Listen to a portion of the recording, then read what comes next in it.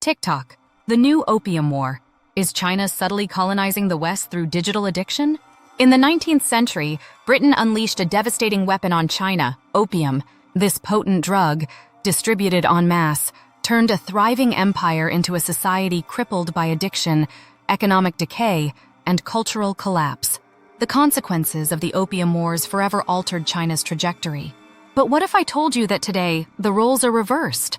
That China might now be waging its own kind of war, not with narcotics, but with an addictive, data-harvesting app that's infiltrating the West and quietly seizing control over our minds, cultures, and attention spans? Sounds extreme, right?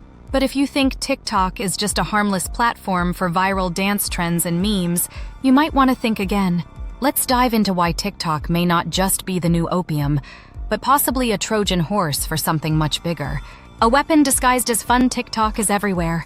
With over 1 billion users worldwide, it's reshaping the cultural landscape, especially among the youth in Western countries. Its bite-sized, dopamine-inducing content keeps people glued to their screens for hours. And the platform's addictive design isn't an accident, it's by design. Every swipe triggers a hit of pleasure, much like how every puff of opium once dulled the senses and hooked its users. Back in the day, opium dens were filled with people seeking escape from their daily lives. Today, TikTok serves the same purpose, but in a digital form. It pulls you in, keeps you scrolling, and before you know it, hours have disappeared. But here's the twist. Unlike the opium Britain peddled to China centuries ago, TikTok comes directly from China, courtesy of its parent company, ByteDance. Coincidence? Or calculated? Digital opium, the new addiction. Let's talk about addiction for a second. Opium was highly addictive because it rewired the brain, creating dependency. TikTok does something similar. Every video you scroll through is designed to keep you watching just a little longer, with an algorithm that reads your mind, or at least your habits, and tailors content to keep you hooked. How many times have you told yourself, just one more video, only to find yourself still scrolling 30 minutes later?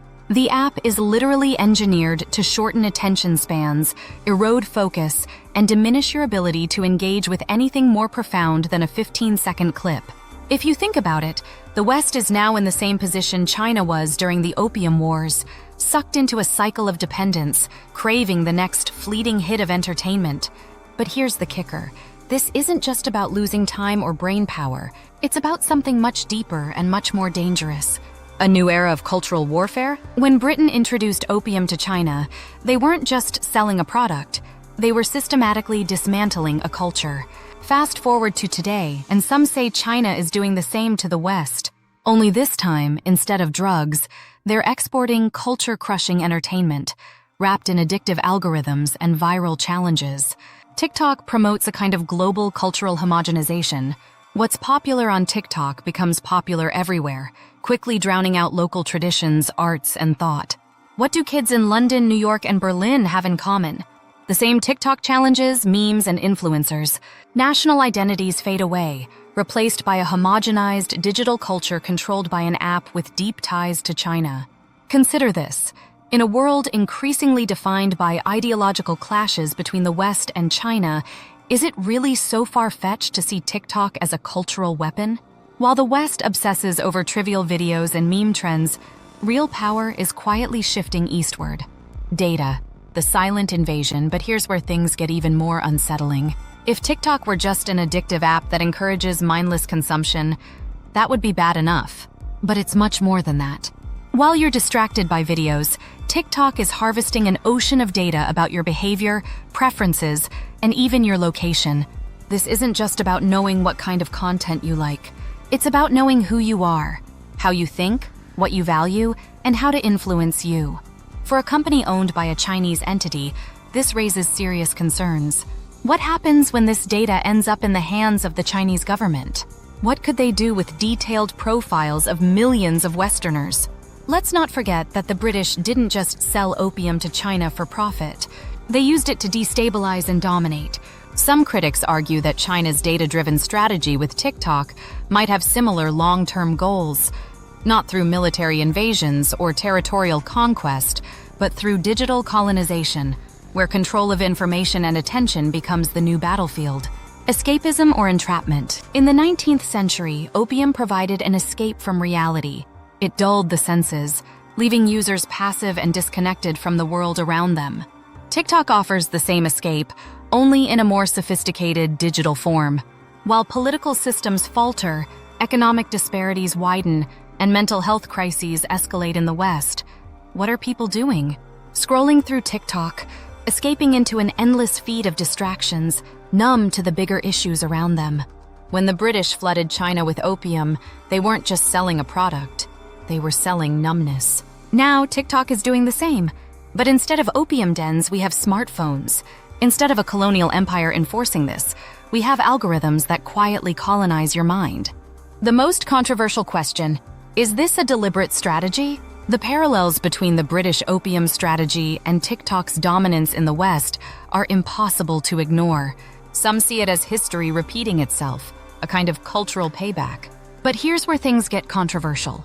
Is this intentional? Is TikTok's success in the West part of a broader, subtle strategy to undermine Western society's ability to focus, engage, and think critically? Is China using the West's own addiction to technology against it, much like Britain used China's addiction to opium? We may never know for sure, but the consequences are undeniable. TikTok has captivated an entire generation, eroded attention spans, and blurred the lines between entertainment and indoctrination. And while it's easy to dismiss this as just another app, the reality is far more complex and far more dangerous. Conclusion: are we in the middle of a new opium war? The West once crippled China with addiction. Now, China's TikTok is flooding the West with digital opium in what could be seen as a form of soft power warfare. Is this payback? A strategic move to distract and destabilize the West from within? Whether or not this is a deliberate plan, the parallels are too striking to ignore. The question we need to ask ourselves is, are we falling into the same trap China did centuries ago? And if so, what can we do to wake up from this digital haze before it's too late? Perhaps the most important thing we can do right now is pause for a moment, look up from our screens, and ask, what's really happening here? If you found this article thought-provoking, don't forget to like it, share your thoughts in the comments below, and hit subscribe to stay updated on more controversial takes and deep dives into how technology is shaping our world. Your voice matters. What do you think about TikTok's influence? Let us know.